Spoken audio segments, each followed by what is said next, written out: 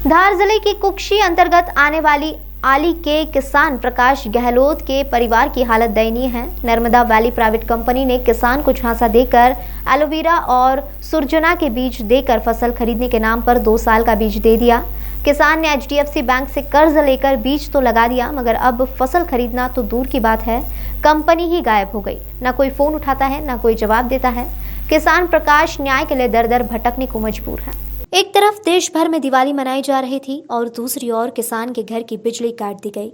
पिछले 4 वर्षों से किसान खेत होते हुए भी फसल नहीं ले पा रहा है। ने कुक्षी SDM से गुहार लगाई है। किसान के बच्चों का स्कूल भी छूट गया है क्योंकि उसके पास उनकी फीस भरने के पैसे नहीं है। इसके चलते बच्चे शिक्षा से वंचित हैं। इधर मकान की दीवार गिरने के कारण हरी नेट बांधकर गुजर बसर करना पड़ रहा है। जन सुनवाई में भी गुहार लगाने के बावजूद अभी तक कोई ठोस सुनवाई नहीं हुई। SDM ने आश्वासन दिया है कि किसान को न्याय मिलेगा। 4 एकड़ उपजाऊ जमीन लाखों की फसल देती है, मगर नर्मदा वैली कंपनी ने 5 साल का एग्रीमेंट कर रखा है, जिसके चलते किसान अपनी ही जमीन में दूसरी फसल नहीं उगा पा रहा। बैंक वाले वसूली के लिए किसान के घर के चक्कर लगा रहे हैं। यहाँ सवाल यह उठता है कि इस प्रकार की कंपनियों द्वारा किसानों को झांसा देकर फंसाया गया है, जिस पर कार्रवाई कब होगी।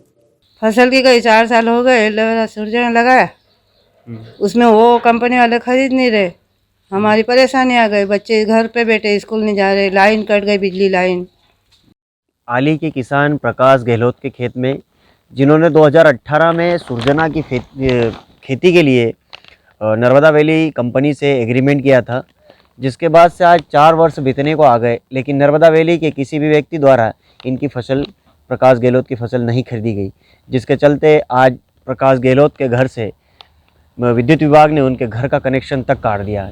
ऐसा क्यों हुआ, इसका पूरा माजरा हम आपको बताते हैं कि इन्होंने जो इस पौधों के लिए जो लोन लिया था HDFC बैंक से, उसकी एक किस्त नहीं भर पाए। उसका कारण रहा कि नर्मदा वैली ने आज तक इनकी फसल नहीं खरीदी। अब आइए हम जानते हैं किसान से कि आखिर क्या परेशानी आ रही है और क्यों नहीं खरीद रही नर्मदा वैली इनकी फसल। क्या दिक्कत आ रही है प्रकाश जी आपको?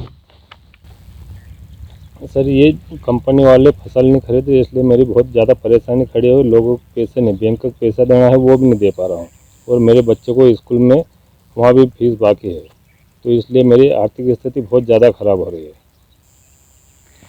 इन्होंने बताया कि इनकी आर्थिक स्थिति काफ़ी दयनीय हो चुकी है और होगी भी, क्योंकि किसान एकमात्र ज़मीन के ऊपर जीता है और उस ज़मीन में अगर फसल ही ना कोई खरीदे तो उस किसान की हालत तो बिल्कुल बेकार ही हो जाएगी। ऐसा ही उनके बेटे के साथ भी हुआ। उनका बेटा जो स्कूल में पढ़ता था, आज वो स्कूल भी नहीं जा रहा है क्योंकि वो स्कूल की फ़ीस नहीं भर पा रहे हैं। आखिर कब होगा इस किसान के साथ न्याय?